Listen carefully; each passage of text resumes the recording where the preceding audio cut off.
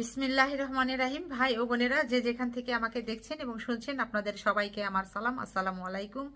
আশা করি আপনারা ভালো আছেন, আমিও ভালো আছি। UK property gossip by Tasmina YouTube চ্যানেলের পক্ষ থেকে জানাই শুভেচ্ছা। আজ নভেম্বর মাসের 23 তারিখ শনিবার 2024। এই মুহূর্তে লন্ডনের তাপমাত্রা আছে 13 ডিগ্রি সেলসিয়াস, তবে অনুভব হচ্ছে 11 ডিগ্রি সেলসিয়াসের মতো। তাপমাত্রা আসলে অনেক কমে গিয়েছিল, অনেক ঠান্ডা পড়েছিল, তবে দুদিন ধরে বেশ ভালোই বৃষ্টি হচ্ছে, যে কারণে একটা ব্যালেন্স চলে এসেছে। না হলে এই যুক্তরাজ্যবাসীর খবর ছিল। তারপরেও এখন অনেক জায়গাতেই অনেক ঠান্ডা পড়ে আছে। আরও এই সপ্তাহেও বেশ কয়েকটি জায়গায় তুষারপাতের সম্ভাবনা রয়েছে। আজ আমি আপনাদের সাথে আসলে যে বিষয়টি নিয়ে কথা বলতে চাচ্ছি সেটা হলো যে, আপনারা সবাই জানেন বাংলাদেশ জাতীয়তাবাদী দলের যিনি চেয়ারপারসন বেগম খালেদা জিয়া, তিনি ঢাকা সেনানিবাসের মইনুল রোডের 6 নম্বর বাড়িতে বসবাস করতেন। খালেদা জিয়াকে সেই ঢাকার সেনানিবাসের মইনুল রোডের 6 নম্বর বাড়ি থেকে গত 2010 সালের নভেম্বর মাসে বের করে দেওয়া হয়েছে, উচ্ছেদ করে দেওয়া হয়েছে। আর এটি দিয়েছে আওয়ামী লীগ সরকার, হাসিনা সরকার এসে এই কাজটি করেছে। হাসিনা সরকার যখন গত 2009 সালে নির্বাচিত হয়ে সরকার গঠন করলেন, সরকার গঠন করে ক্ষমতায় যখন এলেন, এসে সর্বপ্রথম যে কাজটি করেছিলেন সেটি হলো যে বিডিআর বিদ্রোহ। ঢাকার পিলখানাতে গত 2009 সালের ফেব্রুয়ারি মাসের 25-26 তারিখে, আপনারা এটিও জানেন যে বিশাল বিডিআর বিদ্রোহ হয়েছিল এবং সেখানে প্রায় 57 জন চৌকস সেনা কর্মকর্তাকে হত্যা করা হয়েছিল। এটি গেল 2009-এর ফেব্রুয়ারির ঘটনা। তারপরের বছরই এসে এই হাসিনা সরকার টার্গেট করে যে বাংলাদেশ জাতীয়তাবাদী দলের চেয়ারপারসন বেগম খালেদা জিয়াকে তার যে সেনানিবাসের বাড়ি আছে মইনুল রোডের 6 নম্বর বাড়িতে তিনি বসবাস করতেন, ওইখান থেকে তাকে কিভাবে বিতাড়িত করতে হবে সেই পরিকল্পনায় তিনি নামেন এবং সফলও হন। এক কাপড়ে এই খালেদা জিয়াকে বাড়ি থেকে বের করে দেওয়া হয়।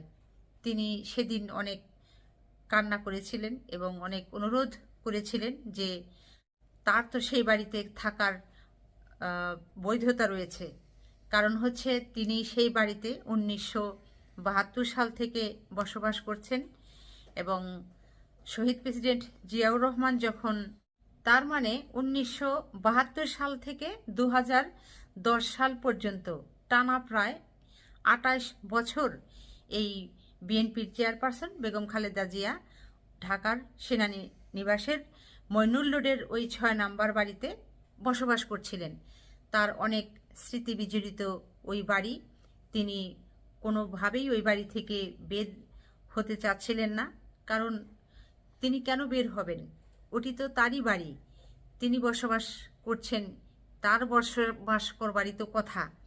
তাহলে হঠাৎ করে এই বেআইনিভাবে শেখ হাসিনার সরকারের কিছু পুলিশ বাহিনী এবং র্যাব বাহিনী গিয়ে, আরও কিছু প্রশাসনিক কর্মকর্তারা গিয়ে তাকে জোরপূর্বক, মানে একরকম টেনে হেঁচড়ে বের করার মতো অবস্থা।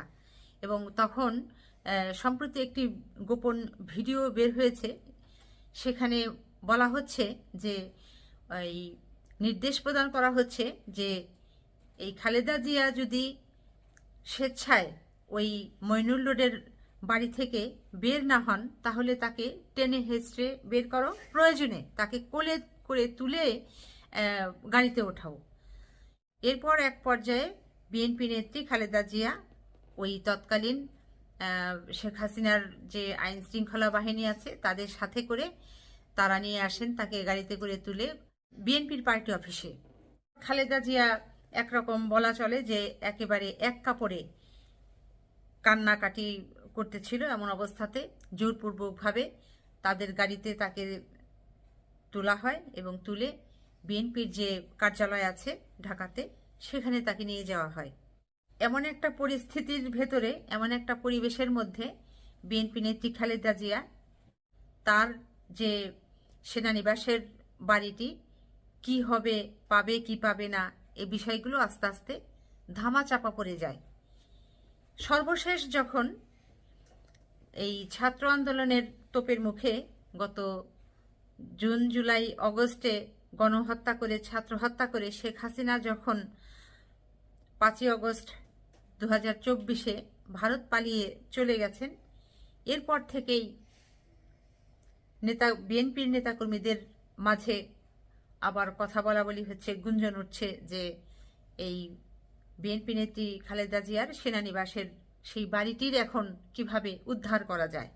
কারণ সে বাড়িটির বৈধ মালিক তো, কারণ বাড়িটির বৈধ মালিক তো খালেদা জিয়া, কিন্তু অবৈধভাবে তাকে সেই বাড়ি থেকে বের করে দেওয়া হয়েছে। এই আওয়ামী লীগ সরকার সে বাড়িটি দখলে নিয়ে নিয়েছে। তাহলে এটি কিভাবে এখন উদ্ধার করা যায়, সেই প্রক্রিয়ার ব্যাপারে হচ্ছে এখন সবাই আওয়াজ তুলেছে, কথা বলছে।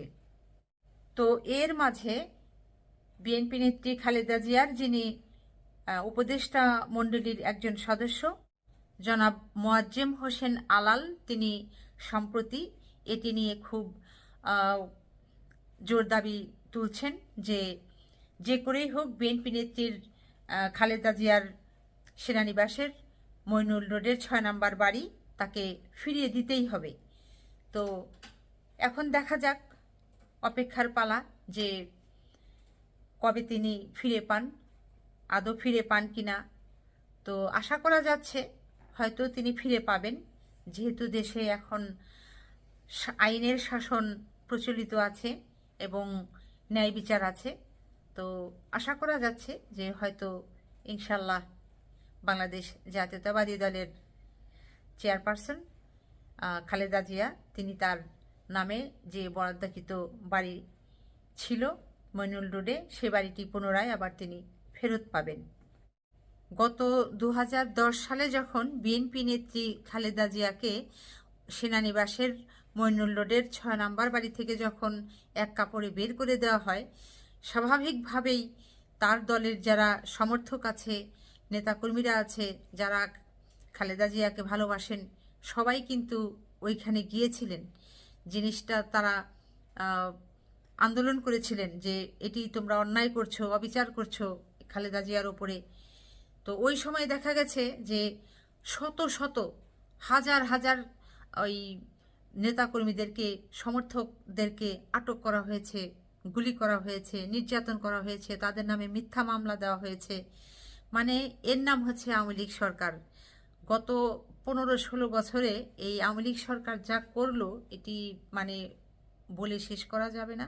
খালেদা জিয়ার মতো একজন মানুষ, তাকে এই তার বৃদ্ধ বয়সে তার নামে মিথ্যা মামলা দিয়ে তাকে জেল পর্যন্ত পাঠিয়েছে। এবং দেখেন আপনারা একটা জিনিস খেয়াল করে, তারপরেও কিন্তু এই ব্যক্তির এত ধৈর্য, এত সহ্য, কোনোদিন কখনোই মুখ দিয়ে কোনো খারাপ শব্দ উচ্চারণ করে কথা বলেনি। যত অত্যাচার করেছে এই আওয়ামী লীগ সরকার, হাসিনা এই খালেদা জিয়ার উপরে, তিনি নীরবে মুখ বুজে সব সহ্য করে গিয়েছেন। আর পক্ষান্তরে দেখেন এই শেখ হাসিনা এই খালেদা জিয়ার নামে কি সমস্ত খারাপ খারাপ শব্দ ব্যবহার করে জনসমক্ষে মিডিয়ার সামনে দাঁড়িয়ে বসে বিভিন্নভাবে অপপ্রচার করেছে, কথা বলেছে। এগুলো তো আসলে মানে কি পরিমাণ অরুচিকর একজন মানুষ হলে এই ধরনের কথাবার্তা তার মুখ দিয়ে আসতে পারে, সে বলতে পারে, এটা আপনারা বুঝতেই পারেন। এরপর হচ্ছে 2010 সালে খালেদা জিয়াকে তার বাসা থেকে যখন এক কাপড়ে বের করে দেওয়ার পর এই শেখ হাসিনা যে সে নিজে এটি পরিকল্পনা করে বের করে দিয়েছে, সেটি প্রকাশ পায় গত 2023 সালে আমেরিকাতে যখন শেখ হাসিনা গিয়েছিলেন। ওখানে যাবার পর তার নেতাকর্মীদের সাথে তিনি যখন একটি রাজনৈতিক অনুষ্ঠানে বক্তৃতা দিচ্ছিলেন, তখন সেই বক্তৃতার মাঝে একটা সময় তিনি এই কথাটি বলেছিলেন যে শেখ মুজিবুর রহমান নাকি এই জিয়াউর রহমানকে মেজর পদবি দিয়েছেন, আর তার বইয়ের কেন এত বাহাদুরি থাকবে, তার বাহাদুরি কিভাবে ঘুচাতে হয় শেখ হাসিনা জানেন। আর যে কারণেই নাকি শেখ হাসিনা তাকে গত 2010 সালে তার যারা বাহিনী আছে, পুলিশ বাহিনী, র্যাব বাহিনী, তার প্রশাসনকে তিনি নির্দেশ প্রদান করেছেন যে তাকে বাড়ি থেকে বের করে দাও, যে কারণেই তাকে বের করা দেওয়া হয়েছিল।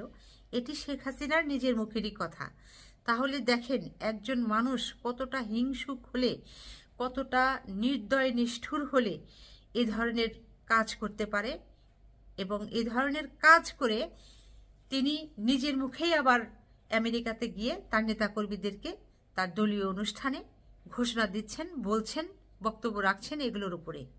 এখন আপনারা বুঝে নেন এই দুইটা ব্যক্তির মধ্যে কতটা ফারাক, কতটা পার্থক্য, কোথায় শেখ হাসিনা আর কোথায় খালেদা জিয়া।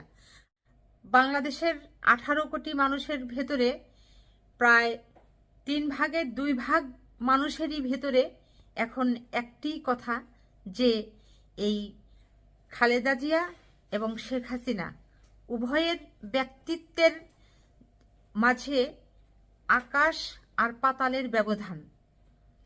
অর্থাৎ খালেদা জিয়ার যে ব্যক্তিত্ব সেটি হচ্ছে আকাশ ছোঁয়া ব্যক্তিত্ব, আর শেখ হাসিনার যে ব্যক্তিত্ব সেটি হচ্ছে একেবারে মাটির স্তরেই, ওই লেভেলেই আছে।